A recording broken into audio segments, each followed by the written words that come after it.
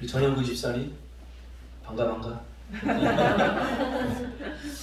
네, 우리 인천에 있을 때 우리 교회 다니던 집사님이신데 이렇게 함께 예배를 드리러 이렇게 왔습니다. 올 수밖에 없는 게 보람이 아빠예요. 감사를 드립니다. 늘 감사합니다. 오늘 이 말씀 중심에서 집 짓는 사람들이라는 제목으로 하나님 말씀 증거하겠습니다. 저번 주 말씀을 잠깐 리뷰를 한번 해볼까요? 왜 우리를 다시 살리셨는가? 하나님께서 부활과 계속 지금 연결되어 있죠. 왜 우리를 다시 살리시냐면 에베소서 4장 13절 15절 말씀에 의하면 하나님 안에서 건강하게 자라고 사랑 안에서 강해지도록 하기 위해서 살리셨다라고 말하고 있습니다. 그러니까 여러분들이 자녀들을 왜 낳아요?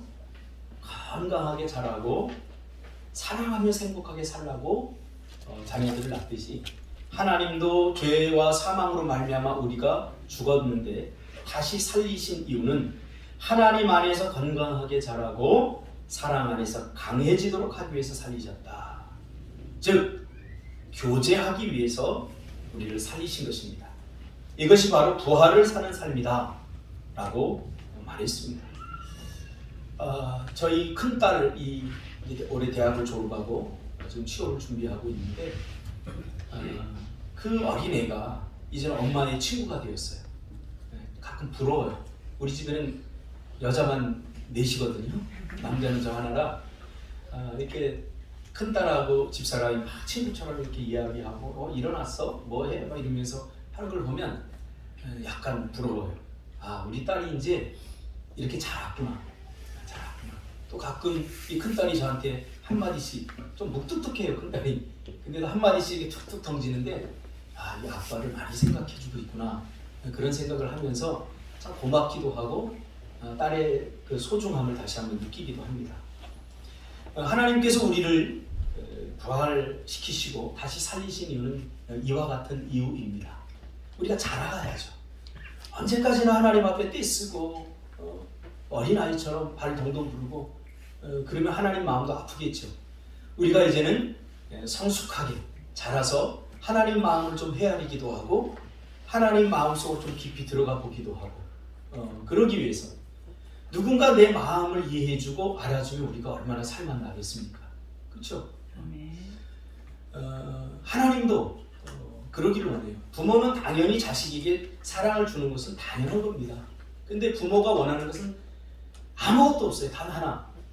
이 부모 마음을 좀 알아주는 자식이 있다면 뭐 그렇게 고생해서 키우는 것에 대한 보람이라고 그럴까요? 그런 게 있을 것입니다. 하나님도 이와 비슷합니다. 더 이상 우리가 사단에게 속지 않고 하나님과 끈끈한 마음이 통하는 사이가 되고 싶은 하나님의 소원이 부활에 담겨져 있는 것입니다. 우리가 사단에게 속아서 하나님과의 교제가 끊어지지 않았습니까? 관계가 단절되지 않았습니까? 하나님께서 우리를 만드셨어요.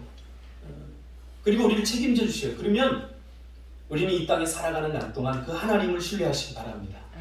그러나 사단이 와서 또 동산의 그 열매를 왜 따먹지 말라고 했느냐?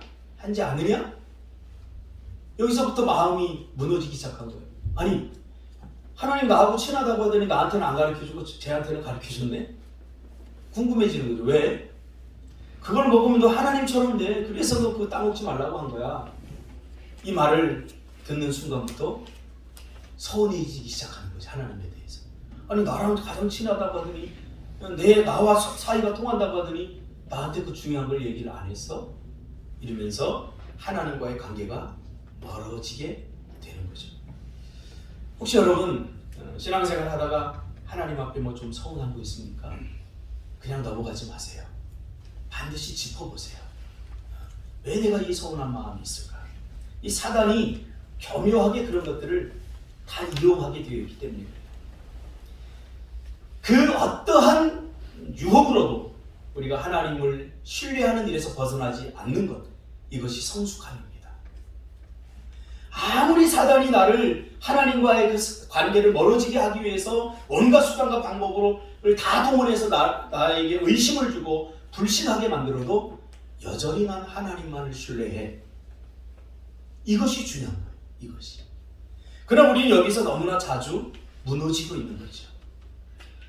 그렇게까지 우리가 자라가기를 하나님은 원하시는 거죠. 그래서 이 자라함의 최종 목표는 그리스도다. 예수님입니다. 그렇죠? 예수님은 그 어떤 순간에도 하나님을 의심하지 않았어요. 그 어떤 순간에도, 심지어는 자기가 버림받은 것 같은 그 순간에도 하나님을 의심하거나 불신하지 않았어요. 끝까지 하나님을 신뢰했던 거죠. 그래서 자라함의 목표가 그리스도까지 되어야 하는 것입니다. 하나님과의 관계 속에서 의심하지 않고 불신하지 않고 마음속 깊은 신뢰의 관계로 자라가는 것, 그것이 그리스도인의 성장의 지향점입니다. 그러므로 내가 누군가를 사랑한다면 내가 그를 위해서 할 수 있는 최고의 사랑은 바로 그를 위해서 자라가는 것이라고 했습니다. 자라가는 것. 자라는 것을 우리는 성숙함으로 바꿔도 됩니다. 자라다, 이 말을 성경에서는 성숙하다 이렇게 바뀌었어요. 저번 주에 몇몇 집사님들하고 이렇게 이야기하는데 제가 참 기쁘더라고요. 우리 집사님들이, 젊은 집사님들이 많이 자랐어요. 많이 성장했어요. 그걸 보고서 마음이 좀 든든함이 있더라고요. 아마 하나님도 이와 다르지 않다고 생각합니다. 우리의 기도가, 또 우리의 삶이 하나님의 마음을 헤아리는 기도, 하나님의 마음을 헤아리는 삶이라면 하나님의 마음이 얼마나 든든할까 한번 생각을 해봅니다. 바울은 이 성숙함을 어떻게 표현했느냐 하면 온전함으로 표현했습니다. 온전한 그리스도인. 근데 성경에 찾아보니까 온전함이란 함께함으로 가능하다는 사실을 여러 곳에서 말씀해 주고 있습니다. 그러니까 성숙한 사람이 되기 위해서, 온전한 사람이 되기 위해서 어떻게 해야 되느냐? 함께 해야 된다. 함께 해야 된다. 혼자서는 온전해질 수 없는 거죠. 그 창조 질서입니다. 혼자서 온전해질 수 없어요. 그래서 아담에게 하와를 돕는 배필로 주신 거죠. 서로의 연약함과 부족함을 채움으로 우리 부족함이 해결되도록 하나님께서 그렇게 우리를 만드셨죠. 나에게 없는 것, 나의 약한 것, 그것을 서로가 채워가면서 살라고 하나님께서 우리를 이웃으로 주신 거죠. 그래야 온전함에 이를 수 있습니다. 그러니까 온전한 사람, 성숙한 사람이 되기 위해서 자기 혼자 애써서는 안 돼요. 왜? 온전해지기 위해서, 성숙해지기 위해서는 우리 서로가 필요하기 때문에 그래요. 그러니까 제가 성숙해지기 위해서 누가 필요하면 제 아내가 필요합니다. 그리고 여러분들이 필요합니다. 혼자서는 절대 성숙에 도달할 수 없습니다. 그래서 아내를 돕는 배필이라고 하지 않습니까? 이것은 단순히 여자와 남자의 관계가 아니라 서로 간의 관계를 말하는 겁니다. 이 말은 하나님의 창조가 뭔가 부족하다는 것이 아니라 원래부터 서로 돕고 서로 채워주는 존재로, 관계적 존재로 하나님께서 우리를 만드셨다는 사실이죠. 그러면 그리스도 안에서 성숙해지는 삶이란 어떻게 빚어진다고 했죠? 그리스도 안에서 우리가 성숙해져요. 성숙을 지향해요. 이 성숙한 삶이란 어떻게 빚어진다고 했느냐 하면 교회라고 하는 공동체 안에서 빚어진다고 했습니다. 교회가 무엇하는 것인가?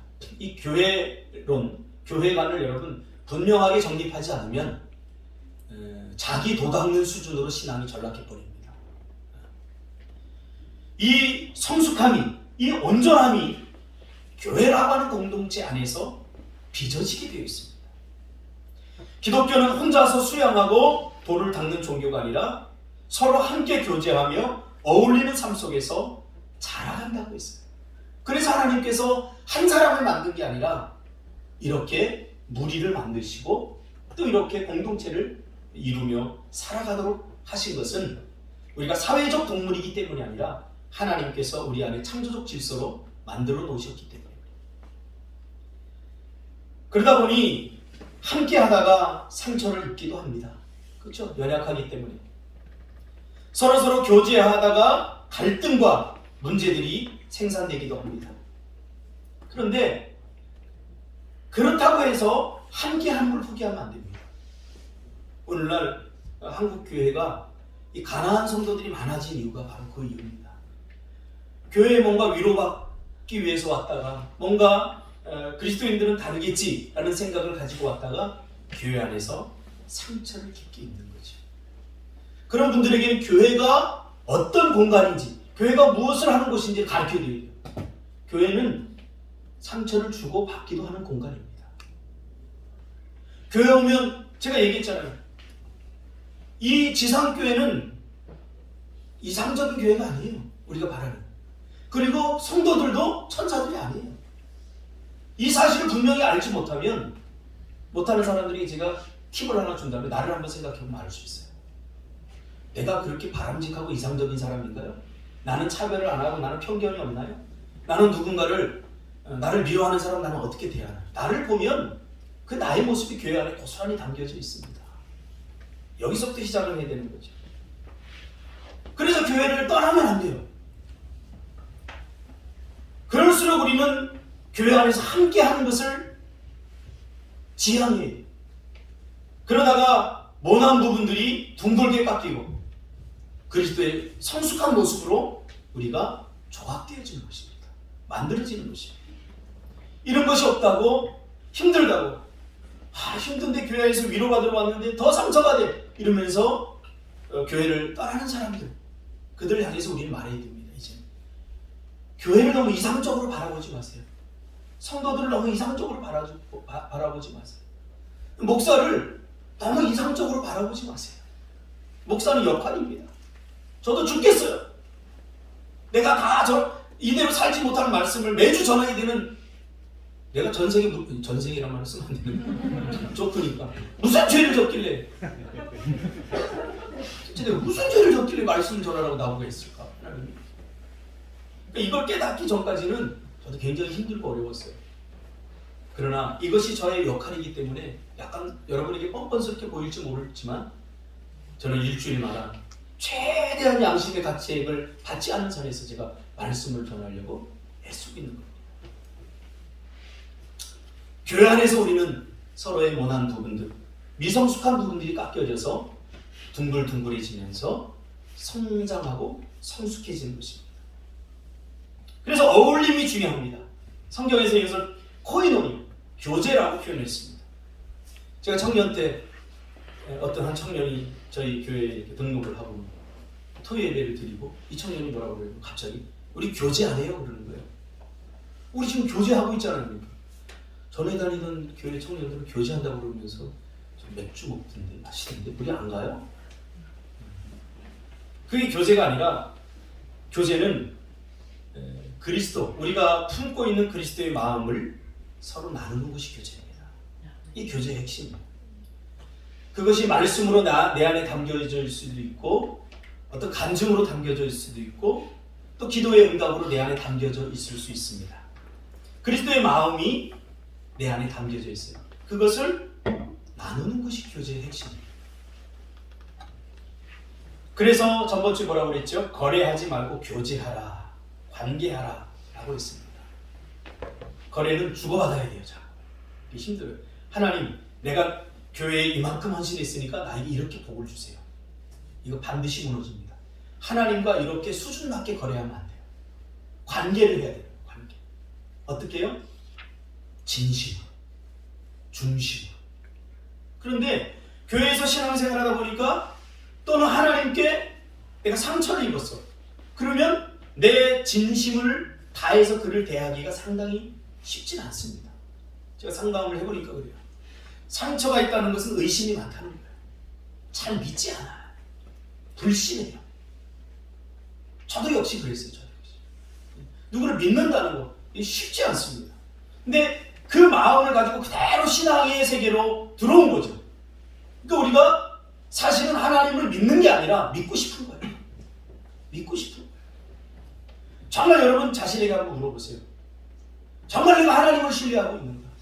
내 인생의 어떤 순간에도 하나님이 나를 책임져 주시고 인도할 것이라는 사실에 대해서 요만큼의 의심도 없는가? 아니면 그럴 것이라고 믿고 싶은 것인가? 믿고 싶은 것과 믿음은 달라요. 이것을 먼저 구분해낼 필요가 있습니다. 그래서 거래하지 말고 교제하라고 했어요. 하나님의 눈에 비친 이스라엘 백성들은 자신과 교제하지 않고 관계하지 않고 자꾸 거래하려고 했어요.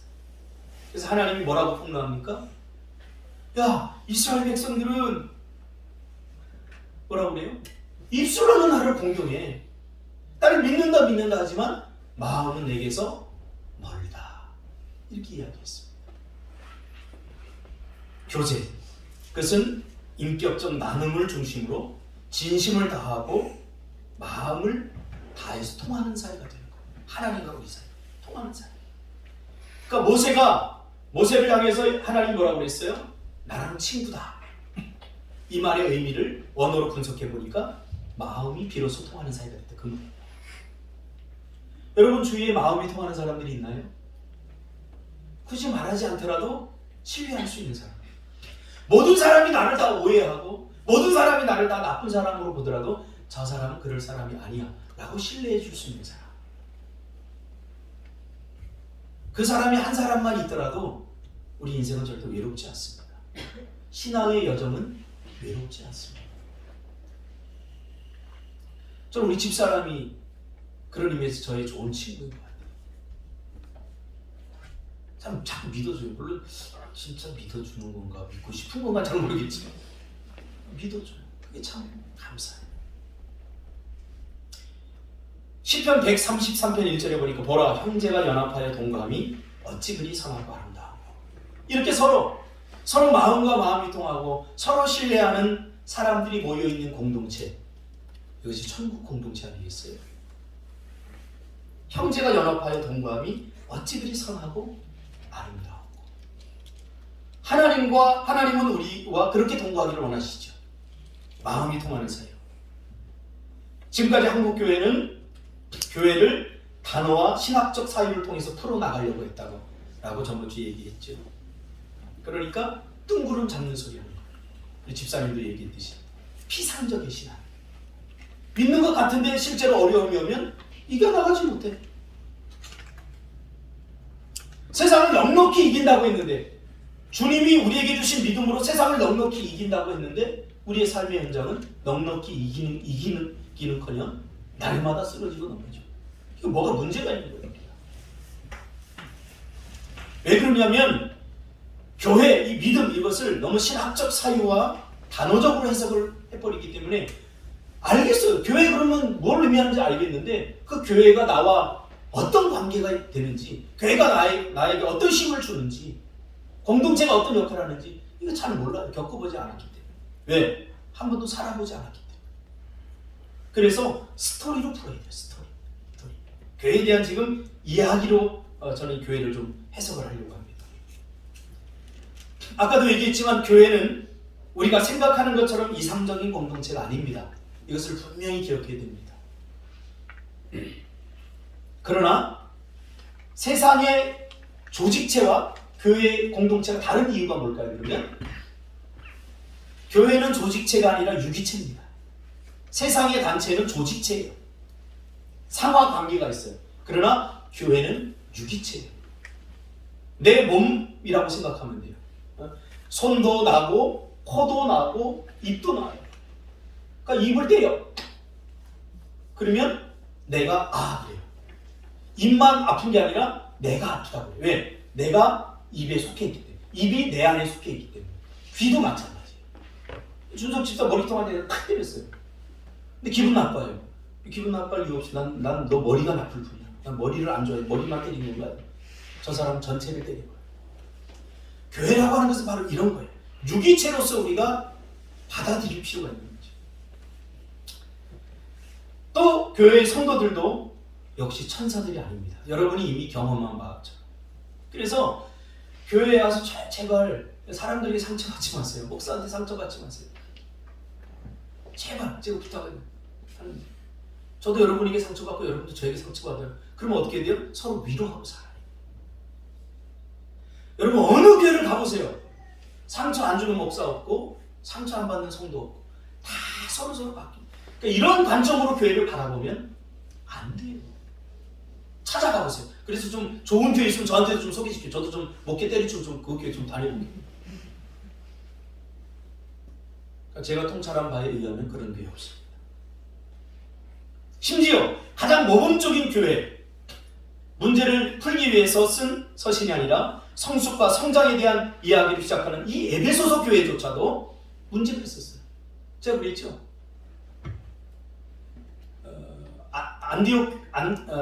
예루살렘 교회, 뭐 두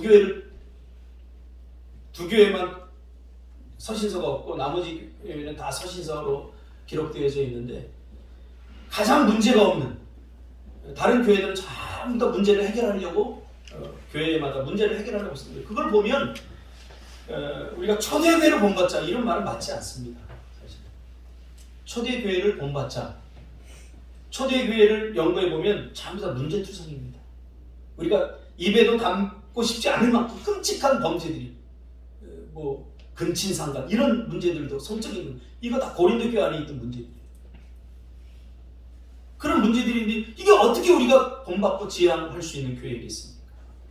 오히려 초대교회를 폭로하고 있는 것을 우리가 성경을 통해서 발견하게 되는 거죠.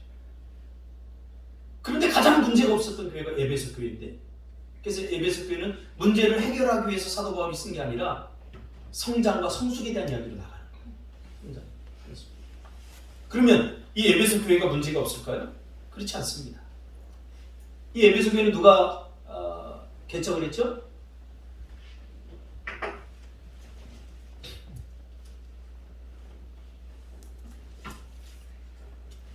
아볼로가 했죠. 이 아볼로는 그 언변이 뛰어나고 학식이 상당히 뛰어났던 유대교 설교자였죠. 그런데 나중에 디모데가 이 에베소 교회를 걱정하면서 사도 바울에게 쓴 편지, 사도행전에 그 쓴 편지를 보면 에베소 교회를 이렇게 평가하고 있어요. 논쟁을 일삼고 어리석은 추측과 헛된 말에 빠져있다 라고 염려하는 것을 보게 됩니다. 그러니까 문제없는 교회에 있다고요, 없다고요? 제가 여러분 혼내고 있나요 지금? 굉장히 저는 지금 여러분 혼내고 있는 것 같아요. 혼내고 있는 거 아니에요 지금. 약간 그냥 이제 아카데믹한 설교를 하고 있는 거예요. 그러므로 초대교회를 단순히 모방하려고 해서는 안 된다는 거예요. 초대교회를 완벽한 교회의 그림으로 우리가 받아들여서는 안 된다는 거예요. 목회자들도 마찬가지예요. 만약에 여러분들 중에 혹시 목회자들에게 상처를 받은 분들이 있다면 저는 목회자와의 그 동질적 차원에서 제가 정중하게 사과를 드릴게요. 사실 제가 목회자들의 세계를 잘 알잖아요. 같은 세계니까, 노는 물이 같으니까. 참 목사님들 불쌍해요. 여러분들이 많이 사랑해줘야 되는 사람들이에요. 허물 많고 죄 많은 사람들이에요. 그래서 까짓것 그냥 용서해 주세요. 그분들이 여러분이 싫어서, 여러분에게 아픔을 주고 싶어서 그렇게 한 거 절대 아닙니다. 부족해서 그런 거예요. 부족해서 그런 거예요. 참지 못해서. 할 말, 안 할 말 다 하고. 그럼 오히려 성경은 초대교회를 문제가 있었던 교회라고 드러내고 폭로하고 있죠. 그러면 완벽한 교회는 없는가? 정답은 없답니다. 완벽한 성도는 없는가? 정답은 없다. 나 자신의 삶을 그리고 나의 마음을 들여다보고 자신을 한번 독해해 보세요. 자신이 어떤 그리스도입니까? 자신이 어떤 사람입니까? 그리고 실망하고 좌절하지 말고 내가 나를 보고 타인을 이해하시기 바랍니다.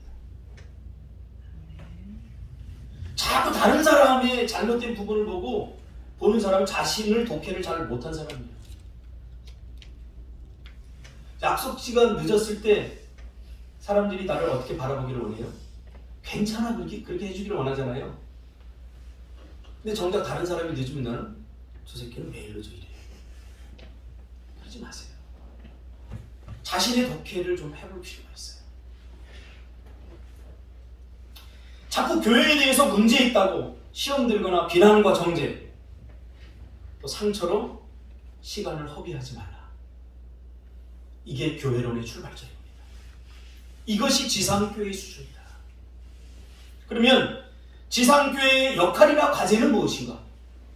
그렇게 이렇게 허물 많고 죄 많고 도대체 우리는 어떻게 해야 되는가?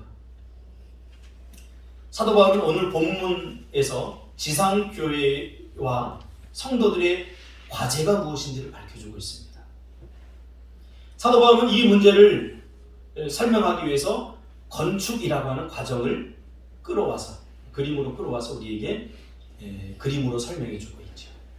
20절에 보면 예수님을 우리가 읽지는 않았지만 건축물의 모퉁이 돌이다 라고 설명하고 있습니다. 이 모퉁이 돌은 건축물을 세우기 위한 기초가 되는 든든한 무거운 돌입니다. 그러니까 이 모퉁이 돌 위에 뭔가를 짓는 거죠. 그러니까 이거는 팔레스타인의 집 짓는 문화에서 온 거예요. 우리나라는 세멘트로 콘크리트를 쳐버리죠. 근데 이 팔레스타인 땅에는 콘크리트가 아니라 아주 무거운 주추가 되는 큰 돌을 밑에다 깔고 그 위에다가 이제 돌을 쌓는 거죠.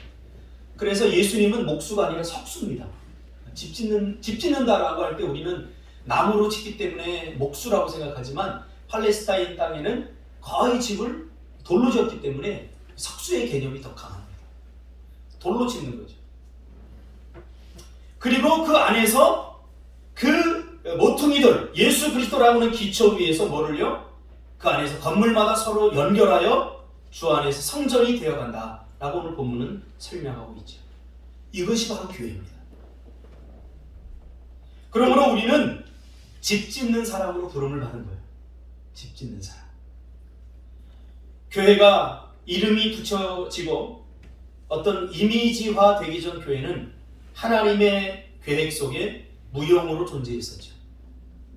그러니까 교회 그러면 여러분 뭐가 떠올라요? 어떤 교회가 떠올라요?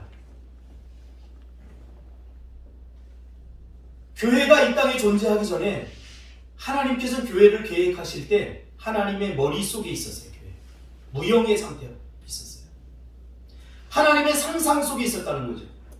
마치 하나님이 세상을 창조하실 때 하나님의 상상 속에 있던 것을 말씀으로 구체화하고 구체화하듯이 상상 속에 있었어요. 그런데 하나님은 이 땅의 지상교회를 당신의 말씀으로 창조하지 않았어요. 다 끝까지 상상하지 않았다는 거예요. 어떤 그림을 그렸다는 거예요. 말씀으로 창조했다는 것은 이미 상상이 끝났다는 거잖아요. 그렇죠? 상상이 끝났기 때문에 생각이 끝났기 때문에 그대로 지은 거예요.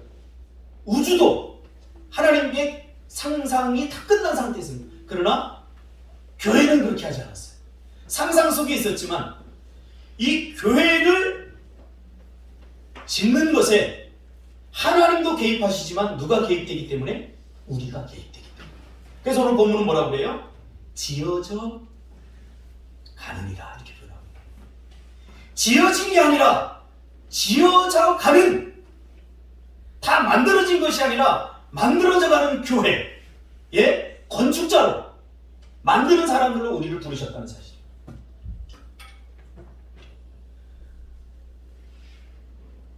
교회의 본질은 하나님이 우리에게 주셨지만, 은혜를 주셨지만 그 교회를 만들어가는 사람들은 누구예요? 우리예요. 오늘 본문에 보니까 누구와 함께? 성령과 함께. 이해가 가시죠? 이거 교회를 이해하는 데 있어서 정말로 중요한 겁니다. 그러니까 교회를 비난하는 것은 비난할 부분이 있다면 그 부분을 자신이 만들어가면 돼요. 마음에 들지 않는 부분이 있다면 더 좋은 부분으로 내가 헌신하고 희생해서 만들어가야 됩니다. 누가 만들어주기를 바라서는 안 돼요. 그런 의미에서 우리는 지어져 가느니라 이렇게 성경을 표현하고 있습니다. 그러면 하나님이 그린 교회라는 그림의 원형은 어떤 모습이었을까요? 함께 짓는 모습. 그러니까 하나님께서 지상교회를 생각할 때 구원받은 사람들이, 부활을 사는 사람들이 함께 모여서 그 교회를 지어가는 것을 상상합니다. 지어가는. 그러므로 교회는 함께 지어져가는 모습 속에서 발견되어야 됩니다. 이 꿈틀교회도 마찬가지예요. 이 꿈틀교회는 2007년에 개척을 했지만 그 원형은 성경에 있지만 지금까지 이 모습을 유지하기까지는 많은 사람들의 이 건축에 참여한 사람들이 있어요. 저들의 고운 마음의 결, 신앙의 결이 그나마 아름다운 작지만 이런 교회를 이루어 가고 있는 거예요. 여러분이 우리 교회가 마음에 안 든다면 여러분의 그 신앙의 결을 우리 교회에 와서 실현해 나가야 돼요. 왜? 교회는 함께 지어져 가는 것이기 때문에. 교회 안에서 건물마다 서로 연결하여 이렇게 표현하고 있죠. 오늘 보면 이 말은 이런 말이죠.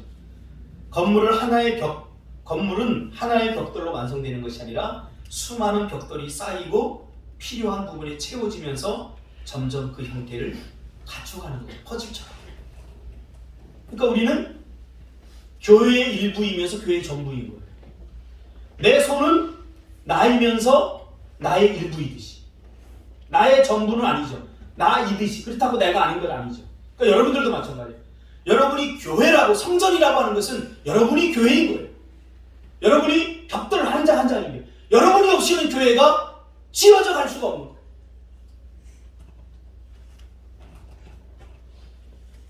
그런 의미에서 교회를 움직이는 교회다라고 표현한 겁니다. 그리고 내가 교회고 교회가 내가 되는 것이죠. 내 몸이 성전이 되는 것입니다. 교회를 건물로 설명할 때 우리는 건물 하나하나에 쌓아올린 벽돌이 만든 건물이라는 사실을 잊지 말아야 되는 것입니다. 그러므로 교회는 혼자 형성되는 게 아니에요. 혼자 형성하는 게 아니에요. 이 교회는 지어져 가는 것입니다. 지어져 가는 교회에 나는 어떤 역할을 해야 하는가? 나는 어떻게 이 교회를 아름답고 멋지게 만들어 가는데 참여할 것인가? 그리고 참여하고 있는가? 이 시점에서 이거를 물어야 돼요. 그것을 위해서 우리는 부활을 살고 있기 때문이죠. 공동체로서의 교회는 이 개인으로서 내 안에서 지어져 가는 교회. 인격적 회복이에요. 다시 말하면 쉽게 말해요. 하나님의 형상의 회복이에요. 지어져 간다고 말은 뭐냐면 인격적 하나님의 형상이 내 안에서 회복되는, 그리고 그런 내가 모여서 이루는 교회가 되는 거죠. 그러니까 교회의 회복은 어디서부터 시작되느냐? 나로부터 시작되는 거예요. 하나님의 형상의 회복이 내 안에서부터 이루어져요.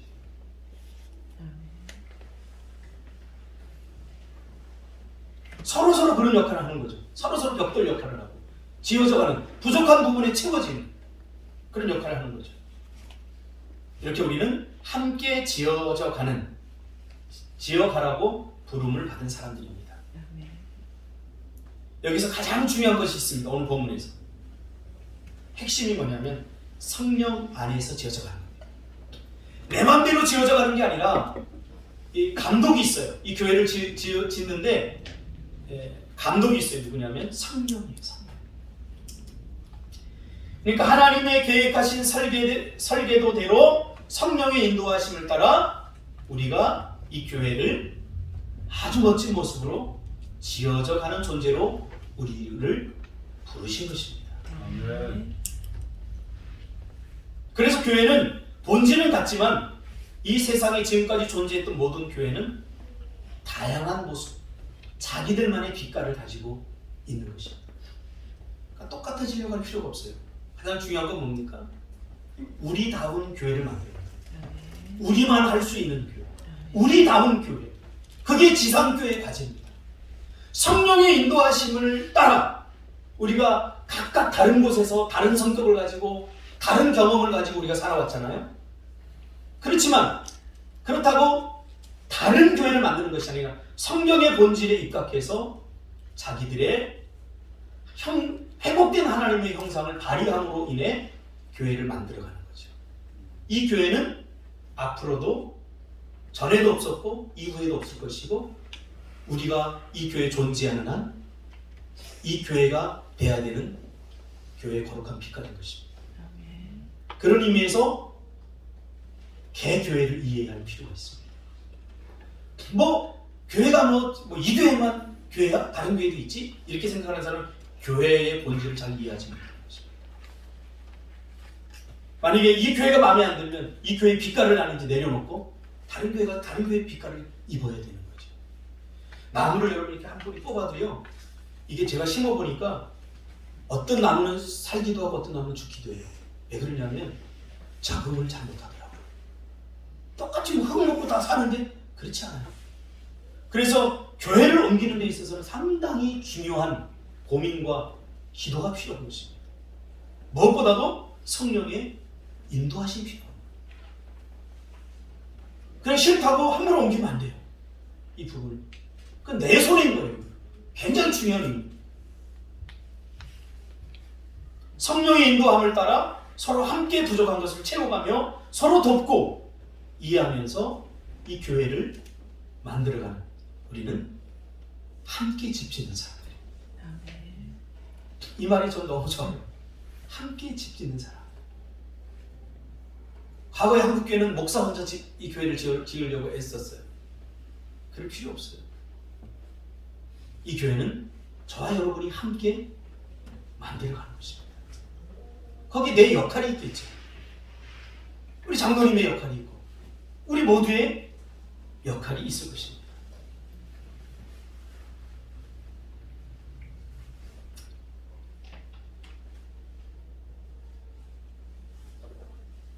이 교회를 이렇게 하다 보면 훈수를 두거나 또 교회에 대해서 비난이 오고 또 잘못을 이렇게 지적받을 때가 있어요. 그렇게 하려고 하지 마시고요. 그 부족한 부분을 여러분들이 채우려고 하셔야 돼요. 이 교회는 사랑이 없어. 그럼 내가 사랑을 더 많이 줄 필요가 있어요. 제가 보니까 많은 사람들을 만나봤는데 어떤 사람도 이 땅에는 완벽한 상태로 존재하는 사람은 없어요. 심지어 제가 봤을 때는 여러분 예수님이 와서도 똑같을걸요. 예수님이 와서 똑같이 의심했을걸요.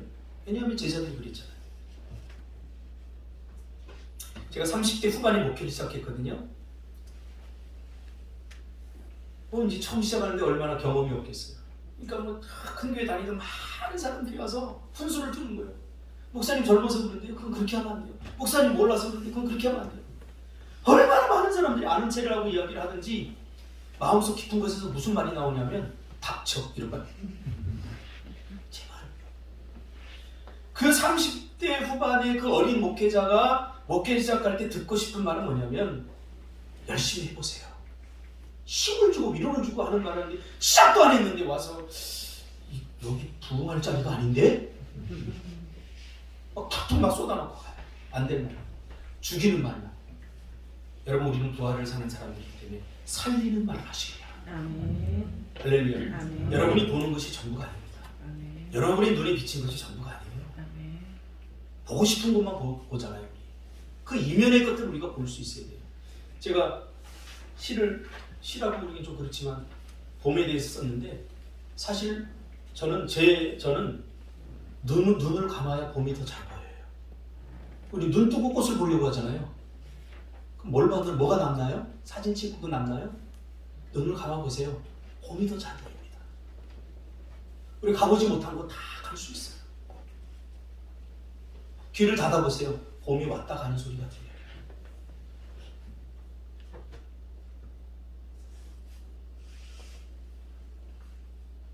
인우 집사님이 집을 짓고 있어요. 저는 거기 가서 매일 칭찬하고 옵니다. 칭찬밖에 할 게 없는데 얼마나 그렇게 꼼꼼하게 짓지. 저렇게 짓고 팔면요 돈 하나도 안 남아요. 절대 안 남습니다. 근데 왜 그렇게 할까요? 난 저분의 어떤 철학이 있다고 생각해요. 저분이 집 짓는 것을 전공한 것도 아니고 경험이 많은 것도 아니고 그래서 저는 안심이 됩니다. 왜? 전공하면 뭔가 아는 척하고 경험이 많은 뭔가 잡고 이미 가지고 있는 익숙한 것으로 승부를 보려고 하거든요. 신앙생활은 익숙해지면 안 돼요. 인생도 익숙해지면 안 돼요. 저는 내 나이를 누가 물어볼 때만 기억해요. 전 지금 53살이거든요. 근데 저는 아직도 20대를 살고 있고 30대를 살고 있어요. 제 나이 물어보지 마세요. 나는 또 늙은이가 되니까 바로 몇 살이세요? 내 나이가 53살. 그때만 기억해요. 저분이 아무것도 모르고 집 짓는 건데 저는 그래서 안심이 돼요. 얼마나 꼼꼼하게 돈 한 푼 안 남길 마음으로 저렇게 집을 짓는지. 그 집은 사야 돼요, 누구나. 모르는 사람들이 못 사지. 그 집은 사야 돼요. 우리 집 명기 집사님 사는 집이 겨울에 못 자요. 애가 지금도 파카 입고 나와요. 명기야, 도대체 왜 그러니? 집이 너무 추워요. 제가 다 완성되지 않은 이누 집사님 집 들어가 봤는데 온기가 따뜻해요. 여러분 주변에 소문 좀 내주시기 바랍니다. 저런 집은요, 알려야 돼요. 사야 돼요, 누군가. 얼마나 많은 사람들이 와서 거기에 와서 훈수를 두었을까요? 좀 방귀 좀 끼본 사람들이 와서 훈수 두었을 거예요. 야, 이렇게 하면 안 남아, 이렇게 하면 뭐 안 돼. 뭐 얼마나 많은 말들을 했을까요? 자기가 투자하지 않고 자기가 돈을 안 내는 일이라고 별말들을 다 했을 거예요. 그러나 저는 차마 그 말을 할 수 없겠더라고요. 왜? 저는 목회를 해봤거든요. 저는 지금도 저 후배 목사들 목회하는 현장에 가서 정말 보니까 안 될 것 같아. 정말 어떻게 그 구석짜기에다 그렇게 졌는지. 그래서 저는 요만한 말 한마디도 죽이는 말 안 합니다. 목사님, 야 잘했네. IVF에서 간사 생활을 한 20년 대학생 생활 선교를 하다가 이제 이단들 때문에 이제 기독교도 전도 못하게 됐어요. 대학교 다 나갔어요. 제가 그랬어요. 개척해 목사님, 개척해. 제가 할 수 있을까요? 할 수 있어. 내가 우리 교회는 작지만 한 달에 얼마씩 도와줄게. 그게 제 개인 사비로다가 한 달에 얼마씩 보내줬어요. 이렇게 1년, 2년을 보내줬어요. 작년 크리스마스 때 크리스마스 카드가 왔어요. 2년 만에 교회가 우리 교회도 더 숫자가 많아졌어. 할렐루야. 저 요만큼도 배가 안 아픕니다. 그 교회 가봤더니 교회가 아니에요. 무슨 카페 하나 빌려서 그 주일날마다 예배를 드린다고 하는데 노예 제가 임원이가 찾아가서 봤더니 야 여기 안 될 것 같아. 그래도 가서 눈물 뿌리면서 세게 기도하고 왔어요. 지금요 엄청 부러웠어요. 그래서 크리스마스 카드가 온 거야. 목사님 너무 감사합니다. 모든 사람들이 다 아니라고 말할 때 목사님이 그 눈물 뿌리며 그렇게 간절하게 기도하 그거 붙잡고 제가 버텼더니 이렇게 교회가 잘하는군요 하고 크리스마스 카드 받더라. 안 되는 것만 보지 마시고 제발 믿음을 갖고 되는 걸 보시기 바랍니다. 제발 현실만 보지 마세요.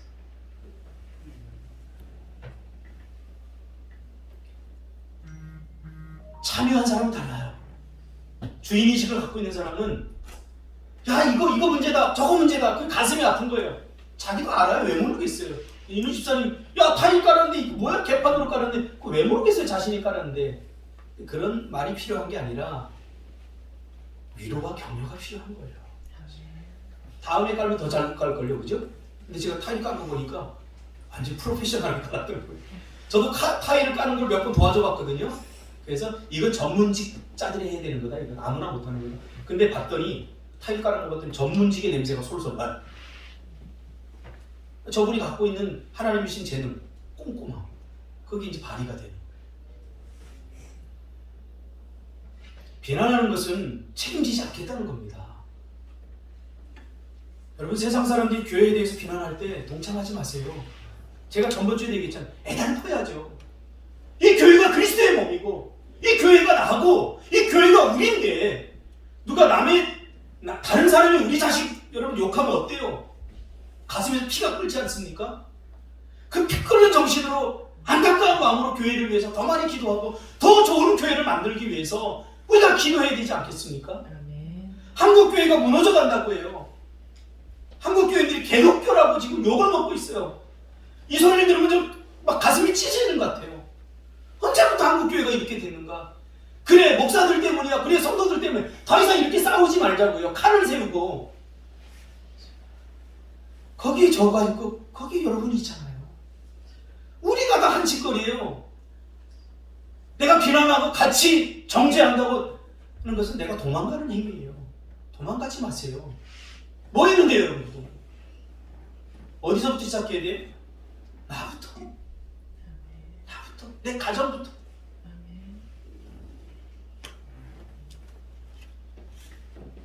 자꾸 문제를 지적하는 것은 똑똑한 것도 멋진 일도 아닙니다. 그것은 하나님이 기뻐하는 일도 복받은 일도 아닙니다. 우리는 이 교회의 문제를 온 영혼으로 끌어안아야 됩니다. 그리고 선한 사마리아처럼 이 그렇게 상태에 있는 한국교회와 한국교회 성도들을 도와야 됩니다. 나부터. 여러분 기도하시나요?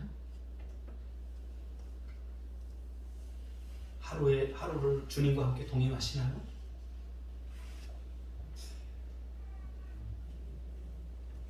저희 교회에 인천에 있을 때 저희 교회를 옮기면 15번째 옮기는, 그동안 14번째 옮긴 집사님이 등록해서 저희 교회를 다닌 적이 있습니다.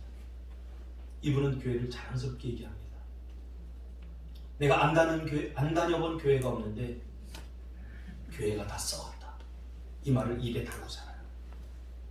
교회를 옮길 때마다 상처를 입고 목사와 갈등을 이루고 성도들을 비난하고 비판하고 정말 교회가 왜 이러는지 모르겠다. 성도가 왜 이러는지 모르겠다 하면서 하소연하는 것을 너무 많이 들었어요. 아니 만날 때마다 저희 그런 얘기를 했습니다. 그런데 압둘사 마지막 15번째 교회를 옮긴다고 하는데 그 옮기려고 하는 교회 우리 교회예요.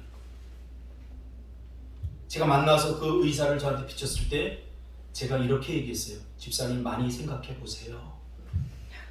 꼭 우리 교회일 필요는 없어요. 왜냐하면 우리 교회도 다르지 않아요.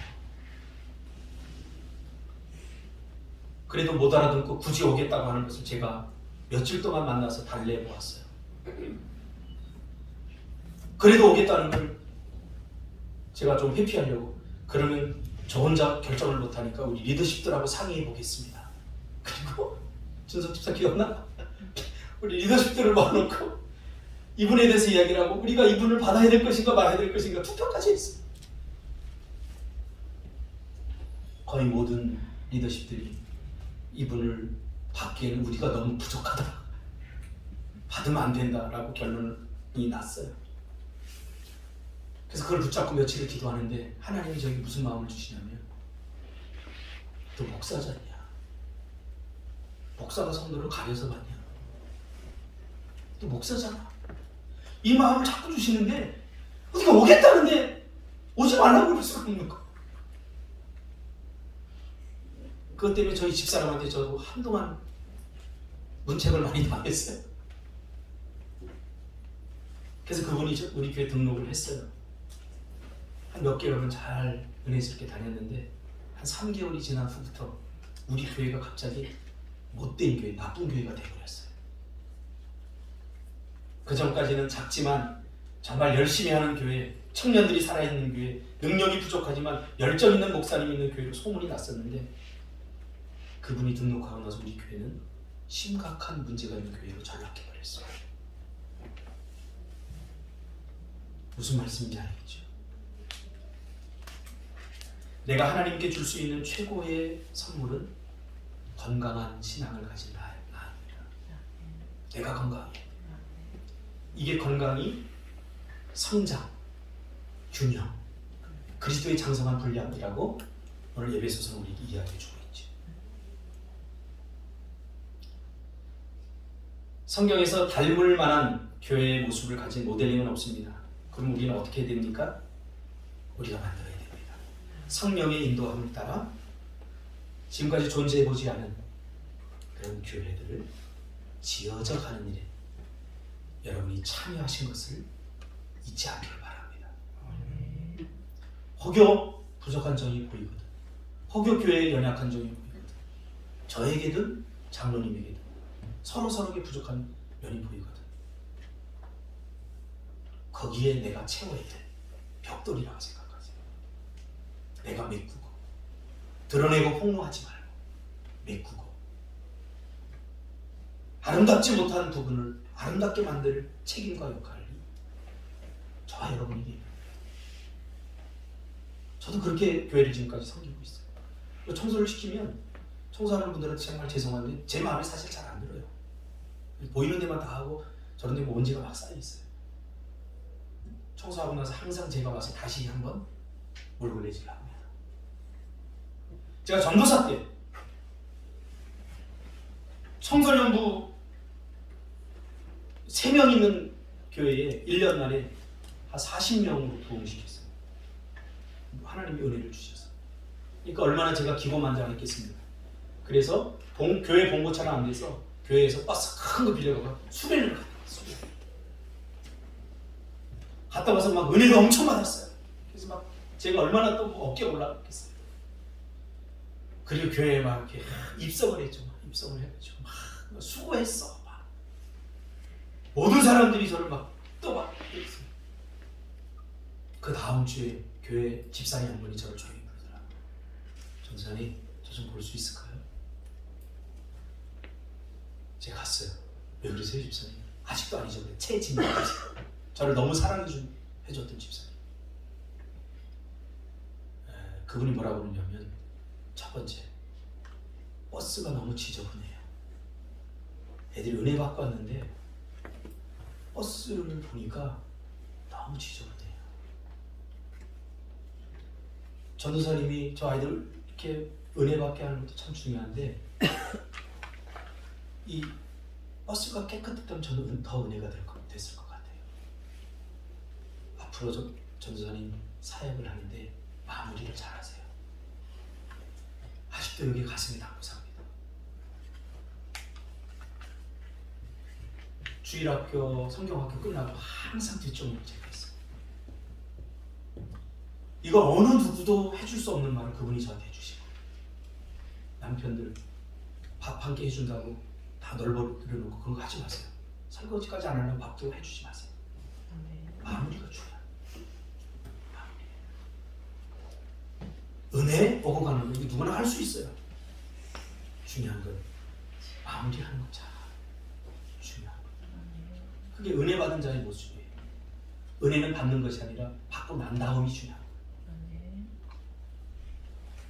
교회, 우리 같은 사람들이 얼마나 멋진 교회를 만들 수 있겠습니까? 그래서 성령께서 우리를 도와주신다고 합니다. 우리 성령 안에서 정말 바라만 봐도 서로 행복하고 서로 신뢰하고 서로 믿어줄 수 있는 그런 멋진 교회, 하나님께서 디자인하신 교회, 이 건축에 여러분 함께 참여하지 않으시렵니까? 기도하겠습니다.